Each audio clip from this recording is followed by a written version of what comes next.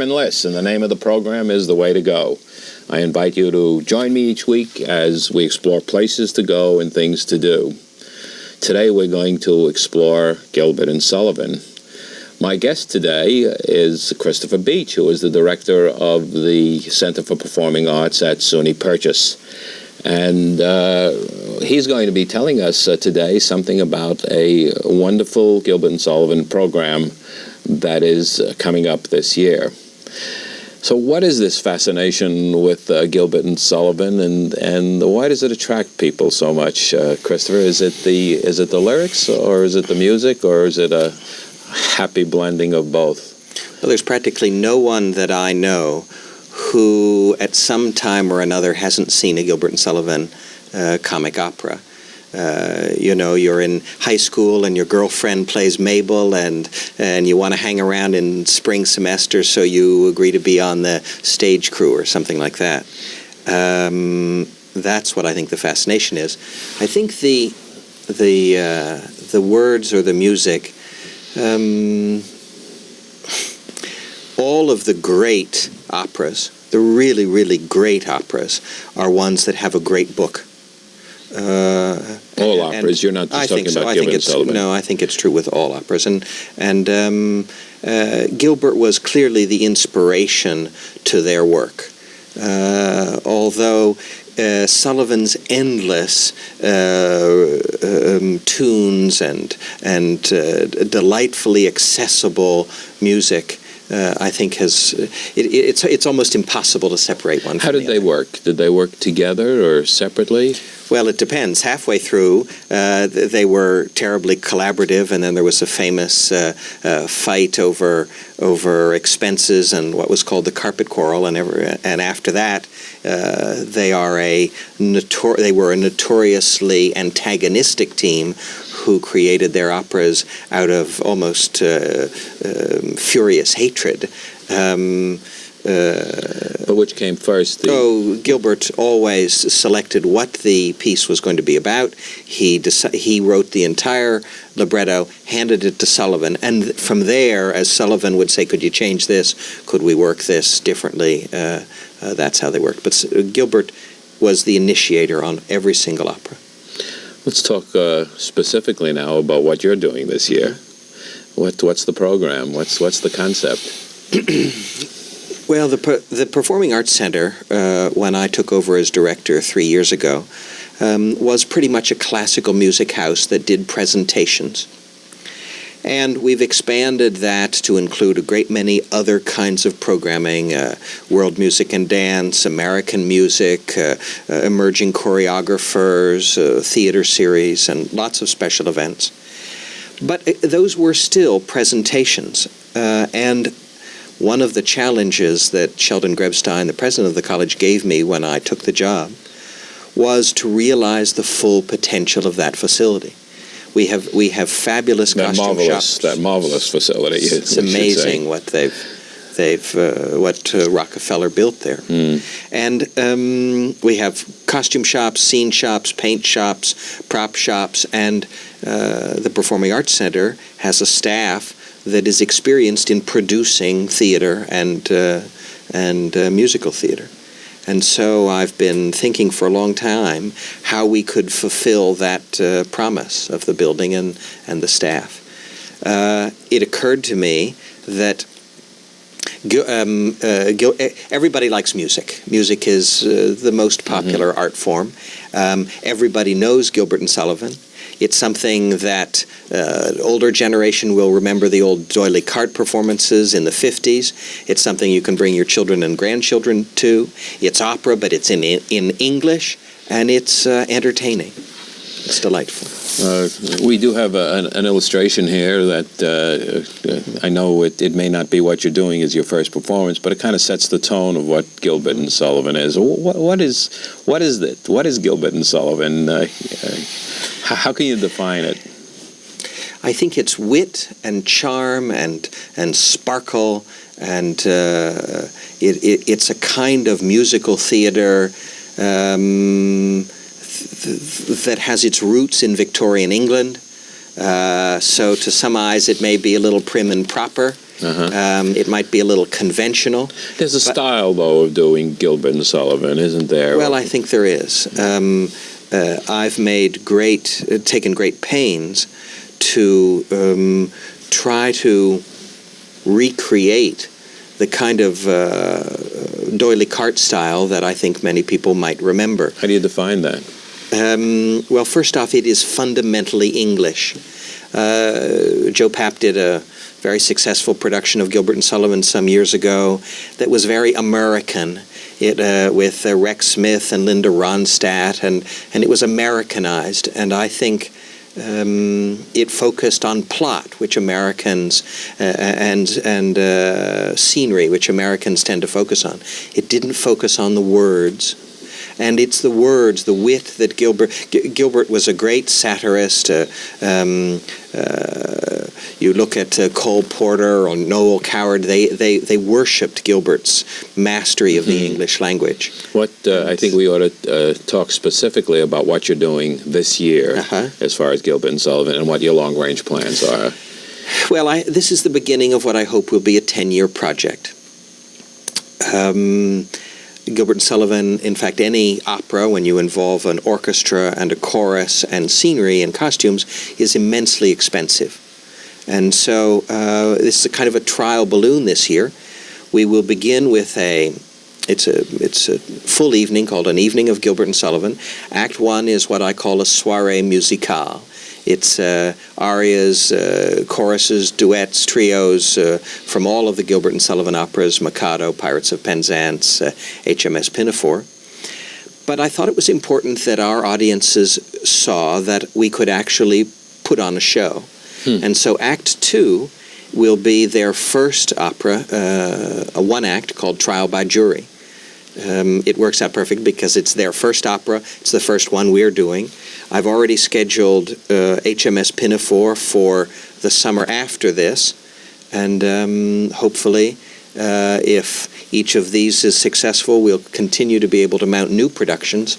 After Pinafore, we'll do Gondoliers, and then Mikado, and then Pirates of Penzance. But this year you're doing two performances. In May 14th and 15th. May 15th. Yeah. What sort of a reaction have you had? I know your announcement was very, very amusing because you did it right in the theme and the humor. I'm glad that you wrote in the material that electricity will be in the house because... the production, both performances are selling very well. And I'm gratified. This is also an important collaboration for us. We're working with the New Orchestra of Westchester. They will be the orchestra in the pit. Paul Dunkel, their artistic director, is our conductor. And how about your performers? The performers, it's a partially American cast and partially English. I was in England a couple months ago casting our mezzo and our two baritones. Anne Howard, who sings with the English National Opera. Gordon Sanderson, who sings with Covent Garden, will be the captain of the Pinafore.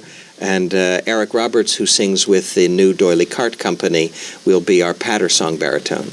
Spiro Malis is the bass. He just won the Tony Award for Most Happy Fellow. Right.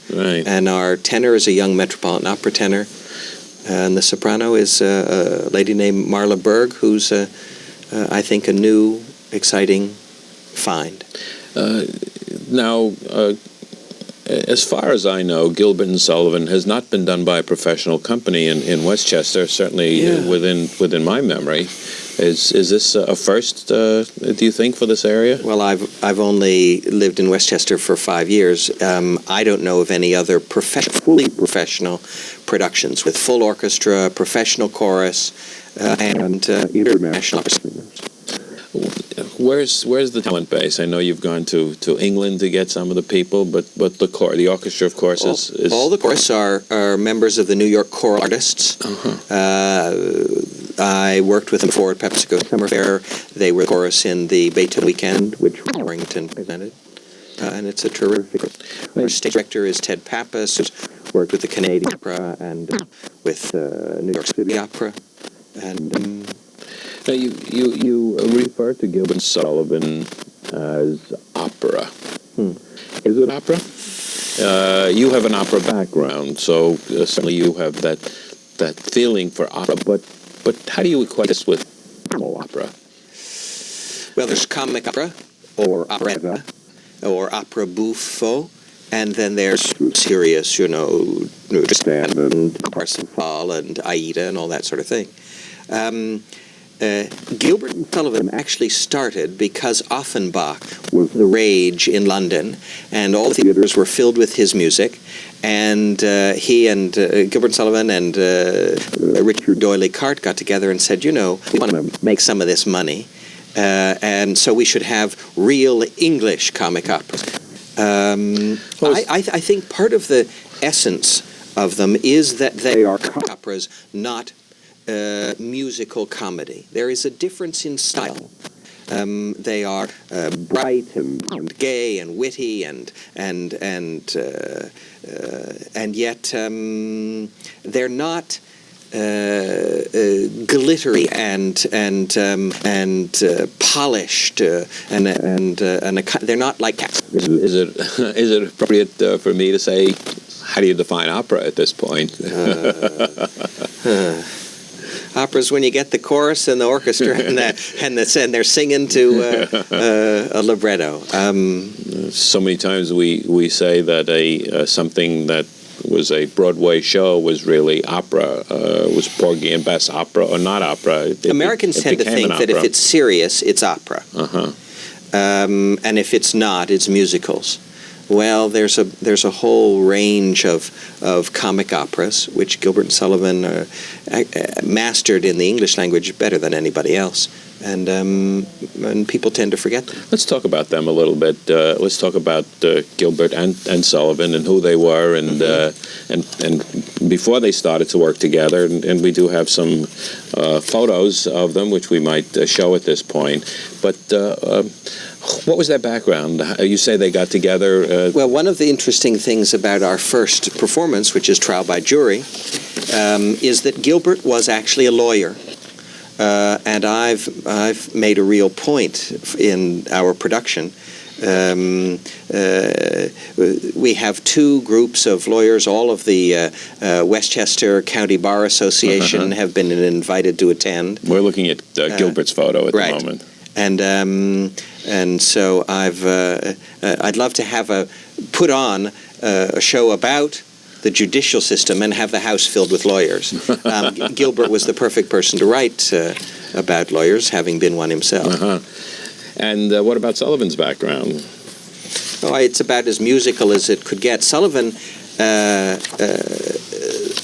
was a great friend of the royal family, a real intimate of Victoria's children, and was knighted many, many years before Gilbert was. A real classical musician, in fact. He wrote several operas, lots of oratorios, lots of hymns. Onward Christian Soldiers was actually written. Hail, Hail, the Gang's All Here was written by Sullivan. Lots of...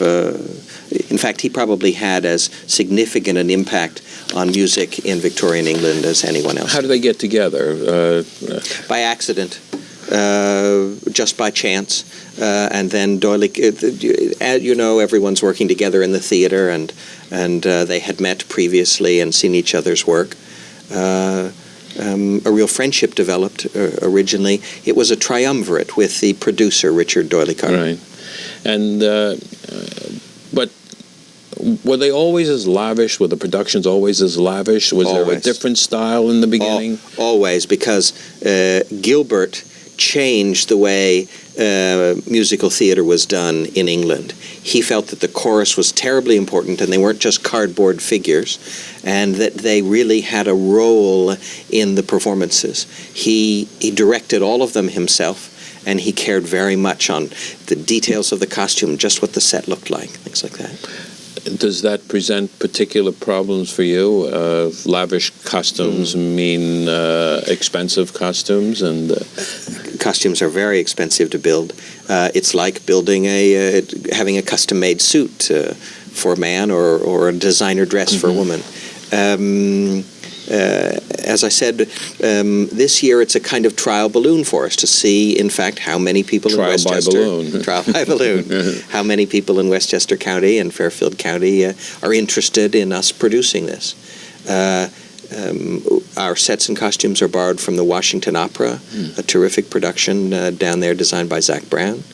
And next year, we will build all the scenery and the costumes at the Performing Arts Center. You will do that. For HMS Pinafore. A performance of this nature must require months and months and months of preparation and planning. We've been working on it for a year and a half. A year and a half. And how much rehearsal goes into it? What's a behind-the-scenes story on putting something as lavish as this? The chorus will sing for about 80 minutes, and they'll be rehearsing for 42 hours. The scenery and the costumes have been at Purchase for about a month and a half now. We've had auditions in New York, I guess 8 or 9 auditions for 5 hours apiece to just try to find the right choristers. What is it that brought you to decide to take on this ambitious program? Is this part of the creative process, or looking for a new way to go, or to say that I was struck by some great vision? No bulb lit up over your head. Well, I was driving in my car down Route 684. And I have no idea why, because I had no Gilbert and Sullivan recordings. I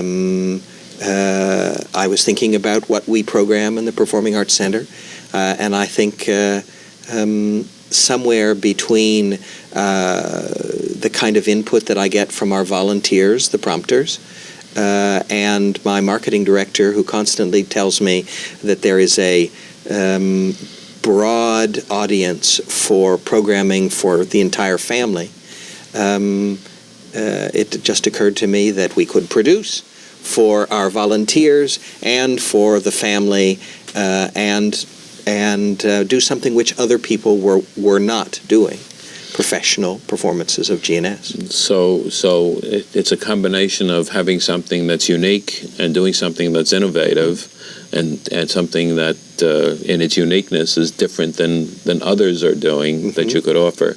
I've also produced a lot of opera in my career.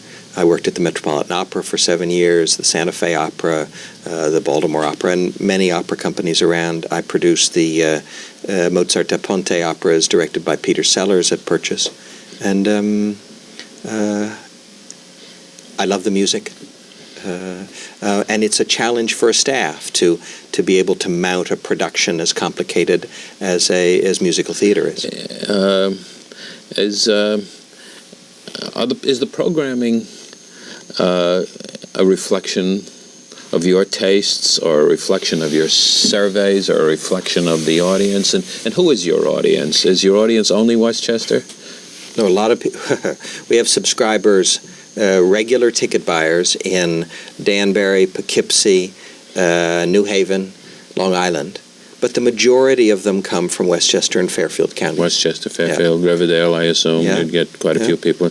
Because it is so convenient, and the parking is free and available. And it's safe, and you don't have to pay for an expensive dinner. Our audiences have grown a lot in the last couple of years because of our proximity, and I think also because of the quality of the programming. You mentioned when we talked about the theaters that Rockefeller built, and I wasn't aware of that. What's some background on that?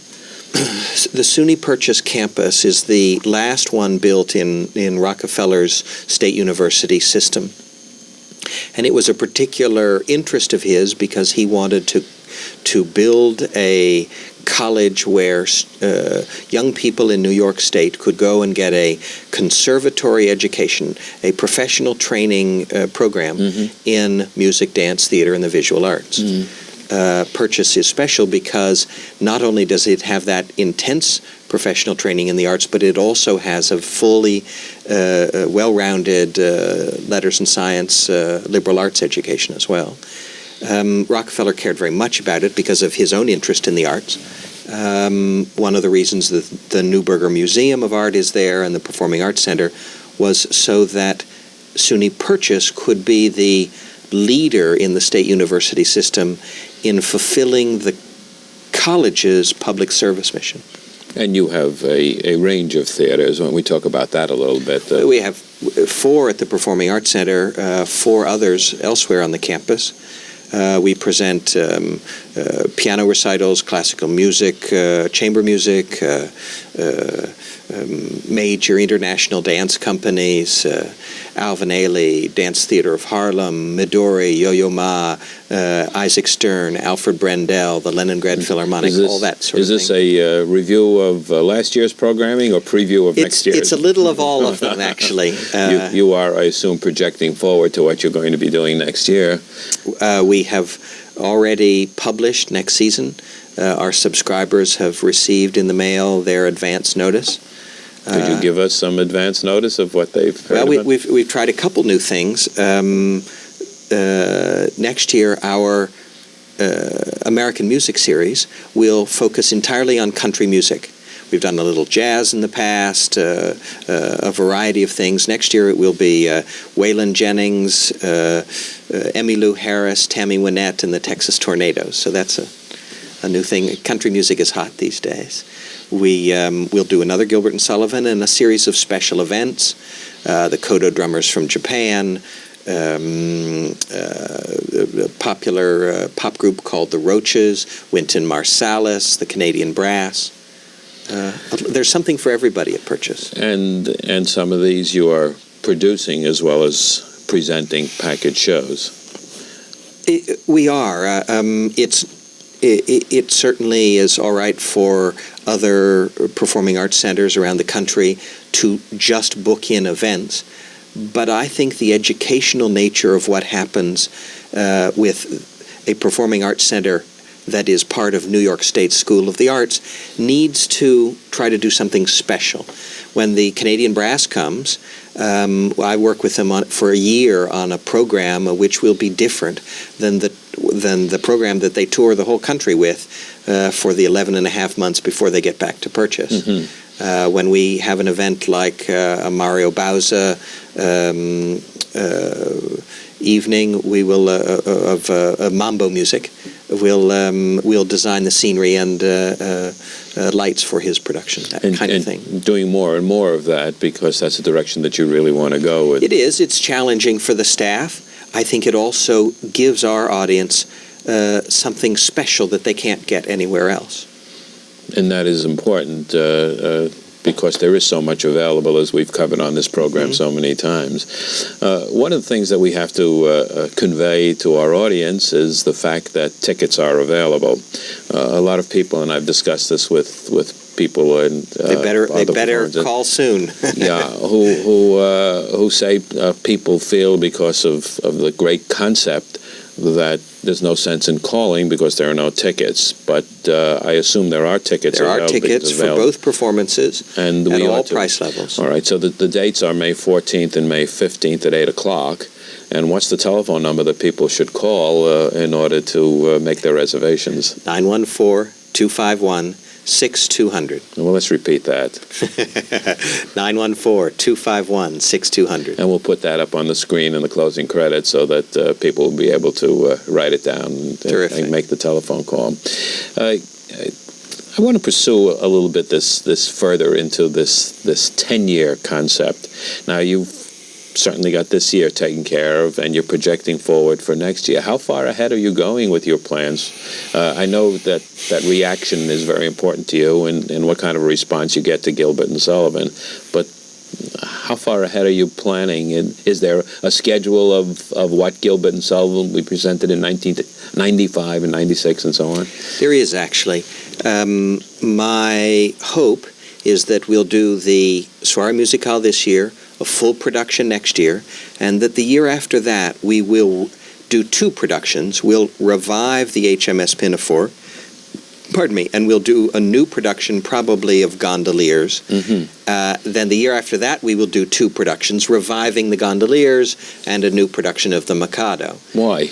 Because I believe that there is a vast audience who loves this kind of entertainment and music, and it's a further challenge for us to be able to do 2 productions alternating during a season.